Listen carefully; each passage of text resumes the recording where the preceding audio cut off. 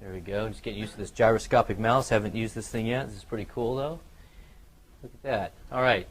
So, we're going to be talking about how to use ultrasound to pick up a DVT. And we use ultrasound for lots of things in the emergency department. Some things are very difficult, like appendicitis has probably got the most operator dependency of any ultrasound modality. I would say it's up there with the gallbladder is really tough, cardiac stuff. Then on the other end of the spectrum, you've got things like doing procedure guidance, which is really straightforward, I think. The aorta is pretty straightforward. It's a very single vessel, how do you screw that up? And this is one of the other ones over there that I find that people pick up readily. I've been teaching this stuff around the country to attending physicians already working for 20 years of practice, and they all struggle with the gallbladder, but they all are amazed at how straightforward this DVT stuff is. So this is something I know we do rely on our scans for a lot of other stuff that's harder than this, but I find that this is where we end up getting a lot of formal ultrasounds to be safe, I think, because it is a high stakes game. If you miss a gallstone, it's not that big of a deal, but if you miss a blood clot in somebody's leg and it goes to the lung and kills them, that is a big deal. So I can see why there is some trepidation here. That being said, I think so far we haven't had any problems doing this now for about 6 or 7 years, almost 1,000 studies, and so I think it's a pretty straightforward thing to do. So how do you do it? Well, it's pretty straightforward. What you're going to do is you're going to take this linear probe, and the linear probe, it's got this flat area to it, and anytime we can get away with using a linear probe, we will, because it's high frequency. It makes beautiful images because of its high frequency bandwidth, and it's got best resolution. Now, if you notice that there is a bandwidth to it from 5 to 10 megahertz, and that's something to kind of think about, because at the 10 megahertz range, it's really for very superficial structures. And some of these patients who've got large legs, you want to turn it down to the 5 megahertz setting, or what we call the penetration mode.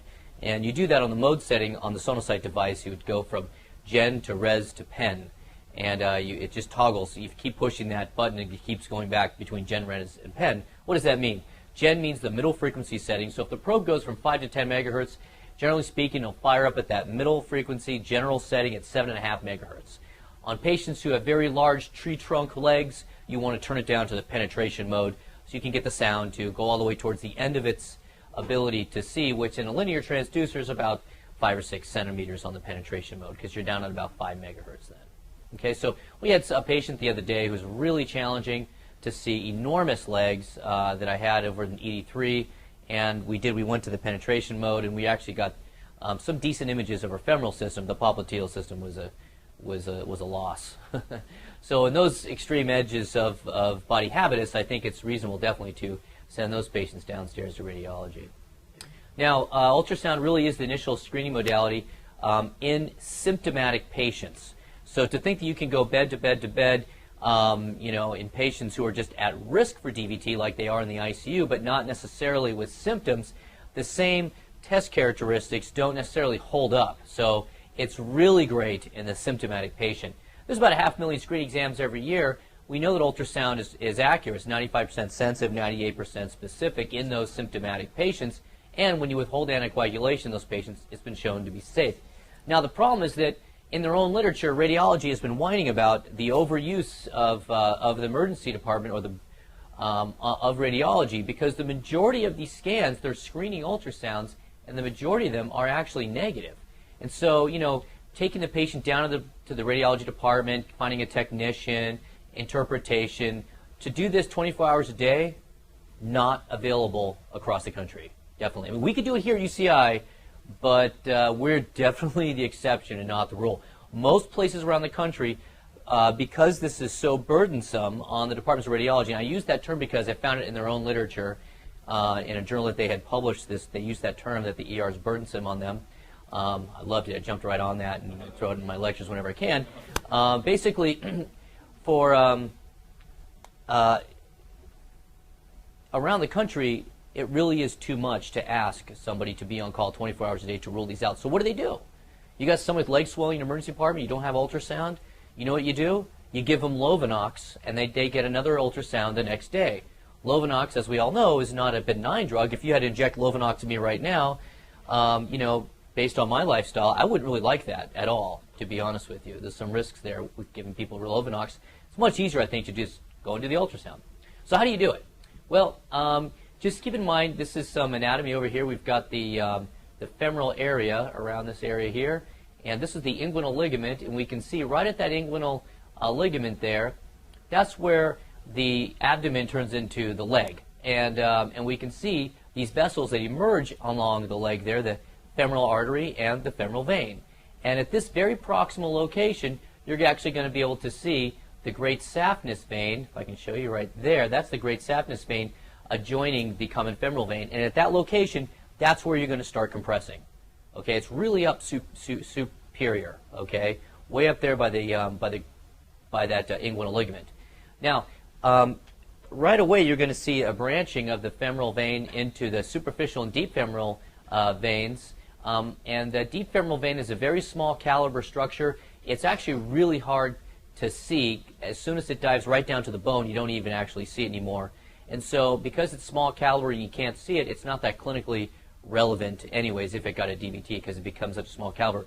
But you will see the common femoral artery bifurcate into its superficial and profundus arteries, and those structures are very visible on ultrasound. And then you're going to march down the leg, and you'll be able to see pretty much all this vasculature right along here. And then about halfway down or so, it dives into this adductor canal, maybe 2/3 of the way down. You get into this adductor canal. Very difficult to insonate this region right here.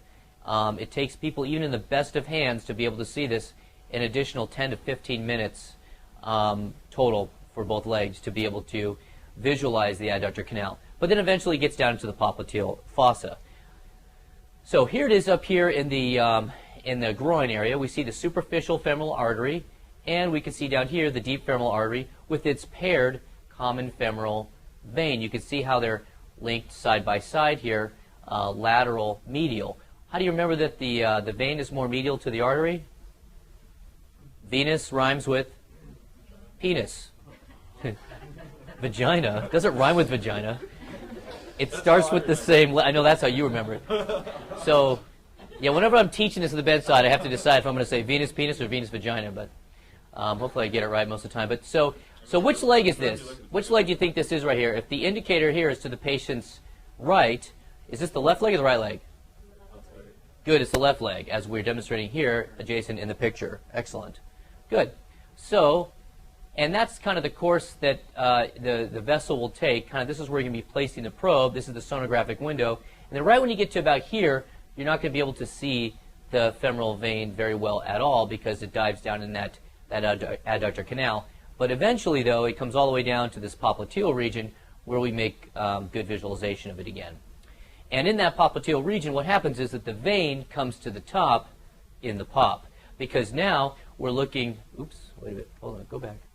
Now we're looking we're looking behind the knee. So this is the skin line back here. This is actually posterior, right? Because we're looking behind the knee. The skin line's down posterior. And the first anechoic structure that we see in a transverse plane is going to be our popliteal vein, and the deeper, closer to the bone, will be the popliteal artery. And what happens is eventually that popliteal vein will sort of bifurcate and then ultimately trifurcate and quadrifurcate on you, if that's a word. And that's kind of where you're looking. You're looking up here in the superior aspect of the popliteal fossa down until you see, usually you see it bifurcate right at the top of the calf in that area there. And that's this basically 5 centimeter area that you're trying to compress. That's where you're looking. Now notice here, what I'm doing here is I've got the knee flexed, and I've got the patient's hip externally rotated and the knee flexed. That's the ideal position to put these legs in when you do these popliteal compression techniques. You could take your scan hand is on the probe, and then your other hand I place on the knee. So I'm not doing it right here, but I should. I should have so I scan with my right hand in these cases, and I put my left hand over here on the patient's knee, and then I compress these two structures together. Now sometimes you're looking back here in the popliteal fossa and you just don't see what you're looking for. You don't see the popliteal vascular system, and probably because you're too lateral. You want to come more medial, more towards that biceps tendon, okay? and then you'll get to where that popliteal fossa, the popliteal vasculature is. It's kind of adjacent to that tendon area. And what I do then is I just start punching stuff. I start compressing. As I'm compressing, what's happening is I'm starting to see blood vessels open up and close. So it's really an active technique. If you just put the probe on there and stand there and stare at it, you may totally be in the wrong place. Number one. And number two, if you don't start compressing stuff, you may not be able to tell the difference between, you know, like some of the muscle bellies and nervous structures and vascular structures. It's hard to tell. But once you start moving the probe around, then the images start to jump off the screen at you. So this is what it looks like. This is a still image protocol, just to show you what we're looking at here. This is, what do you think SV stands for? Good, saphenous vein. This is the location right where it dumps into the common femoral vein, and it's just adjacent to the common femoral artery. So venous penis, which leg is this? Right leg, correct. This is without compression, and then down here, this is with compression. Notice this large muscle belly now has come up and basically occluded the two venous structures, and we see the common femoral artery not getting occluded. So this is very proximal, because I see the SAF coming in right there, very proximal. That's the first spot that I would start my compression technique, and according to the ACEP criteria, you're going to walk 5 centimeters distally from this location. And if you do so, you're done, you move on to the popliteal system. We'll come back to that. I just wanted to give you that little preamble. Now, full compression, this is what it looks like in that femoral area. We're looking here. There's no clot. You see this? This thing is easily compressible. Here's the two paired arteries right here. And again, we're at that right leg. Somebody was nice and labeled it for us. And we have nice full compression. You know you're pushing too hard if the artery starts to wink back at you because it's pulsating. So just enough pressure to get the veins to collapse. Good. Now we're going to move on to the what it looks like when we have a clot. You can see now this structure here is not compressible. As the clip restarts. We can see over here, we can see the femoral arterial system. We push hard enough, eventually they kind of wink back at us, and then here's our clot. Now here's something to think about. Once you identify that somebody does have a clot in their groin, this clip is just kind of looping itself. But I don't do a lot of teaching at this moment. This is when I stop compressing and I say, okay, this patient's got a clot in their leg. At this point, I need to treat it. And any more perturbation here, it could dislodge the clot. Okay, so this is a situation where once I see a blood clot here, I mean, you could tell this thing is not compressing. It's very obviously a clot, and this is where I want to start thinking about giving anticoagulants and not getting formal radiology ultrasounds, because that's only going to potentially dislodge this clot. I remember a patient, an older man who was having pain in his leg, and the family was using a massager because he was having pain, and all of a sudden he got very short of breath and had thrown the clot to his lungs. Interesting case. Yeah, the massager and the leg pain, massager dislodging the clot, patient gets pulmonary embolism. What's that thing Langdorf always says? The no good deed gone unpunished or something? I forgot how he says it, but that's the kind of the thing. Here, let's massage your groin for you. Next thing you know, you can't breathe. Hey-yo. Now we're in the pop. Are we certified to formally read these? And Are we credentialed as a faculty group to read these? Everybody, I believe, is credentialed except for 2 of the attendings. Everybody else is credentialed to interpret these. The 2 that are not, I'm more than happy to meet with them and get them up to speed on this and get them credentialed. But the other 10 of us are. So the answer to your question is yes. The answer is yes. Yes. Okay, now we're in the pop, and this is what a normal looks like. This is the popliteal artery down here. Here's the popliteal vein seen up here. And again, if you're just standing there staring at it, it might not make sense. You've got to get in there and dig around and compress it, and then you'll start to see the structures winking back at you or not. If we move on to the to one that's a positive, now we can see here's that femoral artery. We're pushing kind of hard on it. It's pulsating, and this structure above it here, this is all the clot up here. So this whole structure here is I said femoral, I meant popliteal. This is all the popliteal vein up here. Remember, the vein comes to the top in the pop. Here's the popliteal vein, popliteal artery. This one's positive for a DVT. Now, the traditional technique, as I alluded to, involves starting up there at the inguinal canal and then marching all the way through that, all the way down until basically you reach the bifurcation of the popliteal vein through that adductor canal, okay? And it also involves, sometimes the adductor canal is called the superficial femoral canal. It also involves using a color flow technique, okay? And the other thing to think about as we go through this and trying to decide how to do this is, do we need to compress every single continuous millimeter, or do we march every 1 centimeter? And the answer is, in symptomatic patients, since clots involve whole or multiple venous segments, you can go every 1 centimeter in the fem and the pop. You don't have to go every single millimeter when you're doing your compressions. But the question still though in your mind is, can I skip this safely and move to the fem and the pop technique without getting in trouble by missing a clot that's isolated here to that superficial femoral canal or adductor canal, okay? And so there's been some literature out there to try to answer that question, limited versus complete technique for low extremity ultrasound. One study was done years ago in radiology. They did a retrospective study with 146 cases, and they did find one patient who had an isolated superficial femoral vein clot. And then they did a prospective study involving only 56 patients, and they found that there was no evidence, no thrombus was missed by the limited exam.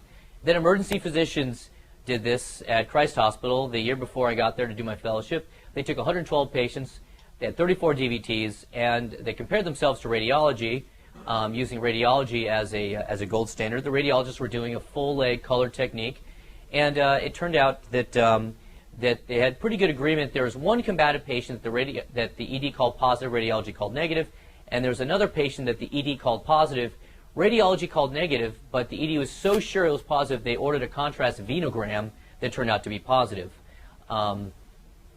So, although that did count against the statistics when they just looked at emergency ultrasound versus radiology ultrasound, unfortunately. But anyways, they were able to do these in about 3.5 minutes, and the technique, the Doppler technique of augmentation, was not helpful there with a DVT. And that's what all the literature shows, that the Doppler techniques, the color techniques, are unreliable when it comes to their test characteristics. Tim Jang, who's now at UCLA, during his residency at WashU, did this study looking at residents doing ultrasound and found that residents had sensitivities in the 100 percentile range, specificities in the 91 percentile range, with 72 patients comparing themselves to radiology. But really the best study is this one right here. And this study was multi-center, prospective, randomized, consecutive. It was involving 22 authors because it was a multi-center study. And basically you fell into two groups. Either you were in a 2-point ultrasound group with a negative D-dimer, or you were in a, so either were in the 2-point compression group with a D-dimer, or you were in the whole leg color ultrasound group.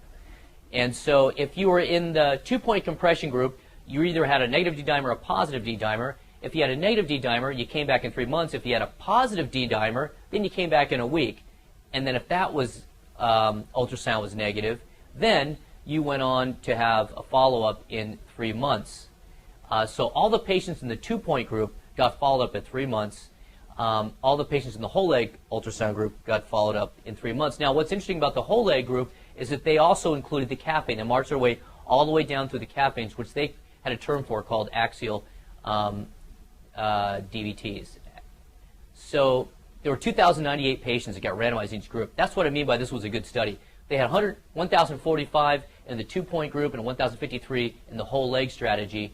And essentially, at the end of the study, there was no difference between the groups. They had the exact same outcomes. And in the whole leg group, they were able to isolate 65 cases here of DVT, of calf vein. These are all calf vein DVTs basically right here. And they didn't treat these patients. They identified them. And nothing happened to these patients. They came back in 3 months, and if they had a progression to a more proximal vein DVT, or if they had worsening symptoms, they came back sooner, and then they got treated. But there was still no difference between the whole leg group that found the calf veins and the 2-point group that did not find the calf veins. Either way, the patients all had the same outcomes, which is another piece. There's been a lot of it, but it's another piece of indirect evidence to suggest that we do not need to treat calf vein thromboses. So, what about Doppler? Doppler or duplex is a term that means the simultaneous ability to look at grayscale ultrasound as well as superimposing color over it, looking at the moving red blood cells, the Doppler shift in frequency of the moving red blood cells. And that term duplex is sort of an old school term, and it means seeing both these things at the same time, which nowadays every single ultrasound machine does duplex. It's sort of a leftover term. Yes, Dr. Schultz. Just back to that one previous slide. The study, did they look at what was their outcomes? PEs? No, just their outcome was DVT. Okay. Was DVT. So they weren't looking to see if there was, with the people with the clots in the calves, if they developed post-fluvitic syndrome or any other. They didn't look at any other morbidity factors for the catheter phlebitic syndrome. No.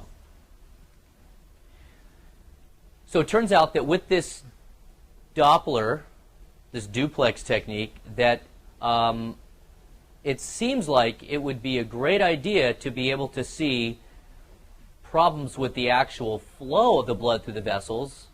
However, when you look at the test characteristics of all the different Doppler or duplex techniques, none of them are good.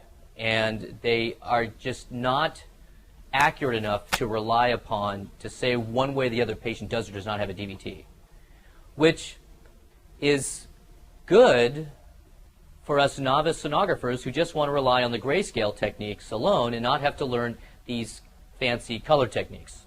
That's kind of where I'm going with this. So if you look at any radiology textbook, you'll see that the color techniques have a lot of problems with their test characteristics, whereas the grayscale doesn't. So one of the techniques is augmentation, and we can see here they've got the probe up here in the femoral region, looking at the common femoral vein, and they've got the squeezing of the calf down here, okay? And as you squeeze the calf, here's that common femoral vein here. There's a filling defect, and this is a positive augmentation right now for a filling defect of the common femoral vein. Okay, so that seems pretty cool. Like, hey, why can't we always do this?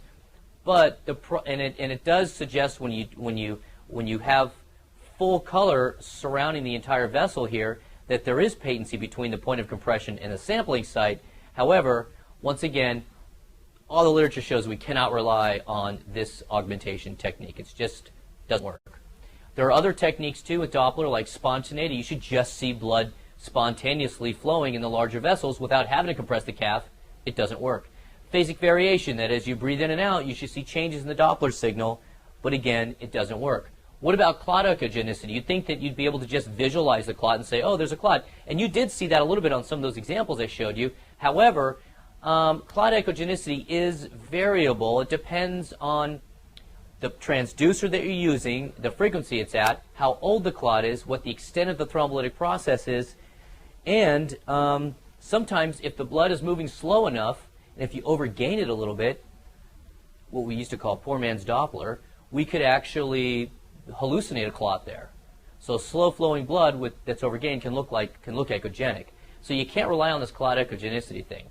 Here's another pitfall. You can get hung up on the biceps tendon. Especially in really muscular individuals, these muscles back here are hard to compress, and you think you're not able to compress the probe, but it's just getting hung up on these muscles or that tendon back there, and you say, oh, I must have a clot here because I can't compress. Well, maybe you need to get the patient to flex their leg a little bit, relax. Sometimes if you've got an assistant to help you, you can roll them prone and have somebody, tilt their leg up at 45 degrees, 60 degrees or so, and then you can get in there and do your compression to really take the muscle tone off of there. Because any muscle tone at all back there can slow you down sometimes with your compression technique. And then a guy like this who's, really large or really uncooperative or somebody who's covered in stool, these are the patients that we need to refer, because sometimes we just don't have enough horsepower in our machines, our portable machines, to punch the sound all the way down to the vasculature. Here's another problem here. This is when you get in the wrong vein. This is a classic one. This somebody showed me. They said, oh, this is a negative DVT. Well, it turns out this is not a deep vein. This is a calf vein right here, or a muscle vein. This is superficial vein. Notice there's no paired arterial structure with it. It's just kind of all by itself over there. So you got to make sure you see the paired structures. And we've got this all the way down to a second ago, this depth was at 4.6 centimeters, and that's pretty deep. This person's probably got a really large leg, so you might need to If you're having problems getting good visualization, send them down to radiology. So just to kind of ram this point home a little bit more, the primary diagnostic criterion to rule in or rule out a DVT is the non-compressibility of the gray scale. All this other stuff over here, they're all kind of adjuncts, but not reliable one way or the other to rule in or out a DVT. This is a table straight out of a radiology textbook. Okay, so let's go around the room and see if we can answer these questions. Number one, who's on ultrasound right now? Oh, it's Art. Is he still? Yeah, Art. What do you think about this one? I know you just went through the ringer on the M&M case, but so this person came in. I'll tell you a little bit of history. They came in with calf pain and swelling, especially in the popliteal areas. Really, the popliteal area they're having the most discomfort. Young person, no real DVT risk factors, but just a lot of pain back there in the popliteal region. It doesn't look like it's not well demarcated. I don't think it's a vessel. Maybe like a ruptured Baker cyst or something. Yeah, very good. So what does that mean, a Baker cyst? Anybody know what it is? Good. It's an outpouching of the synovium of the joint. So you guys are excellent. So the synovium of the joint kind of outpouches and it gets in that popliteal area. The patient's got popliteal pain, some swelling back there. And you look at this thing right away and you want to make sure it's not a aneurysm. Good. So the way I do that is I put a little flow on there, make sure I don't see like this aneurysmal structure back there. That's one of the things I think about in addition to the DVT and cellulitis. Yes. Okay, fine. Okay, how about this one? This one's kind of interesting. Who wants to take a crack at this? Wes, you look like you're so awake and ready right now. Yes, sir. Yes. What do you think? So tell me, which leg is this? Tell me which vasculature this is, and what do you think it's positive or negative? Looks like that is the patient's left femoral Correct. area, and it looks like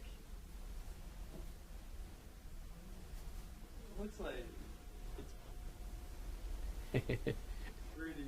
It's not getting 100% compression there, and it looks like he's got like a little like sludging or something. Yeah, like this area right here. See how this is not compressed? This part down here compresses, but then this part right here does not compress. So technically speaking, I mean, this is a positive study.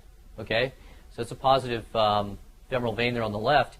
It's not fully obstructive, so it's a partially occlusive thrombus in the left femoral. It could absolutely be an old clot. Yep. If someone has real bad vascular disease, like peripheral vascular disease, and you move, does that throw off the study? Well, peripheral vascular disease is really on the arterial side of things, and so it doesn't throw off the study from the venous standpoint. You know, I mean, they're going to have a lot of, you know, stenosis and stuff, and narrowing of their arterial side with peripheral vascular disease, but the veins are still easily compressible. Would you treat this? Would I treat this? That is a great question, and I'd have to get more history about the patient. And it turns out with this particular patient, we got some more history, and they were already on Coumadin, and their INR was therapeutic. And so in that case, I wouldn't have to answer your question. So if this patient came in and they were not being treated, and I saw this, I think, and I had no prior history of this being like a chronic DVT, to really say that if the patient has a history of DVT, to say that they have a new DVT and this isn't a chronic DVT, there's only one way, and that's an interval ultrasound that shows full resolution of the prior DVT. And people say you got to be on Coumadin for at least 6 months for that to happen, or you need to have thrombolectomy.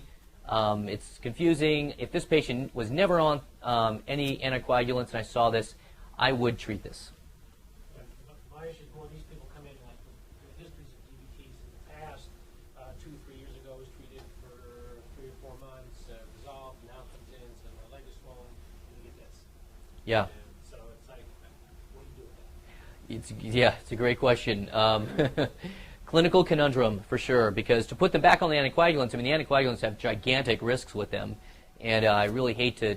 It's not, you know, just like putting someone on aspirin, but really, you know, anticoagulating them to treat this, and that's a real lifestyle killer right there. So, yeah, I think this would be likely in consultation with somebody, but most likely I would treat that. All right, Dina. What do you think? Hello.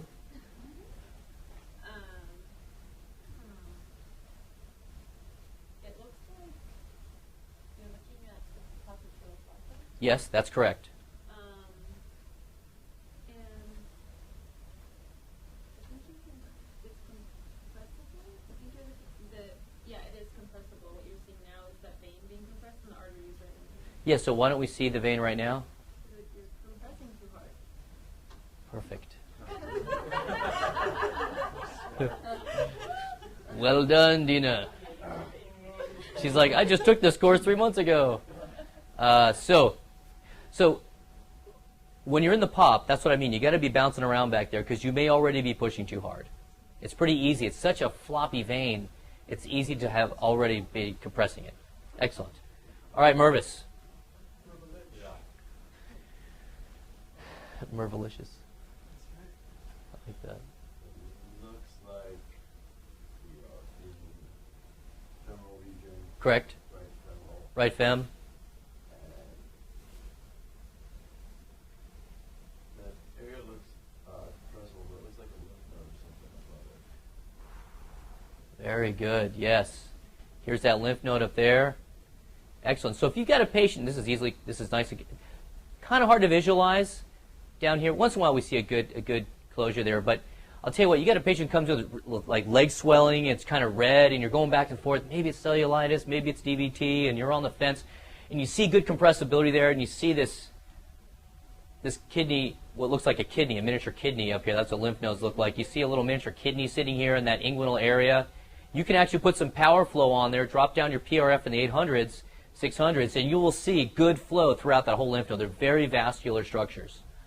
So, Where if that was a DVT, it wouldn't have flow? Is that what you're saying? well, when I first saw a lymph node, I was in my fellowship, Christ Hospital, ran downstairs to a radiologist, this guy named Dr. Sokin, really cool guy. I said, hey, this guy's got a cool DVT. And he was very nice how he explained to me that that's not a DVT, that's a lymph node.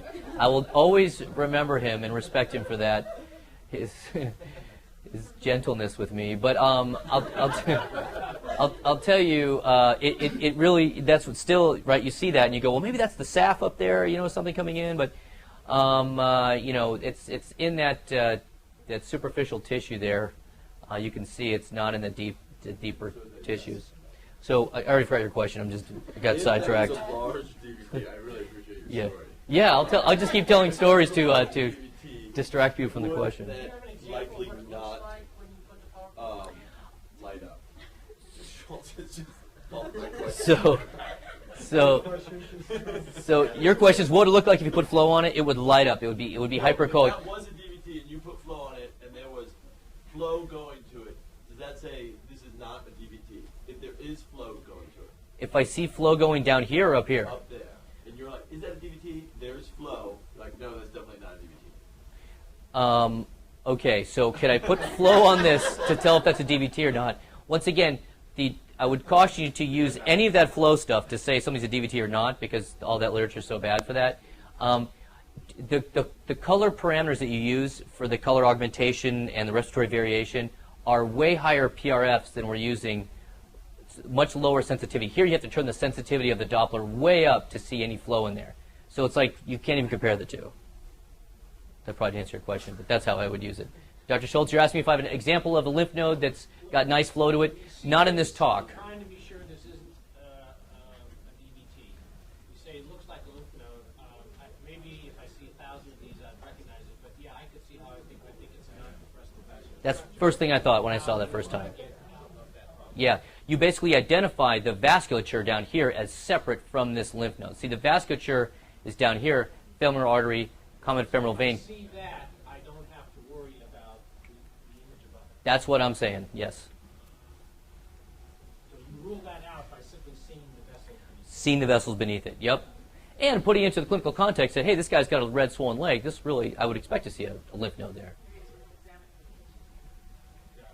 Yeah, you have to go back and examine it. It's in the hands of the clinician. That I know, when all else fails, you have to do the labs and the x-rays, then you got to go there. got to go look at the patient once in a while. I know. Sometimes I get sucked into. Okay, now, Austin. Austin, Yeah, so this looks like what leg? probably the left leg. What do you guys think? I would say incorrect. It's the right leg. Because, why do I say that? Because this is the artery right here, the femoral. This is a little old lady. She's got a little tiny femoral system. Our depth is too deep. I would decrease our depth. But that's the femoral artery right there. This is the femoral vein, common femoral vein. What's the one on the right there that's being compressed? This thing right here. No, to the left. Where, down here? Yeah, it looks like it's opening up and closing.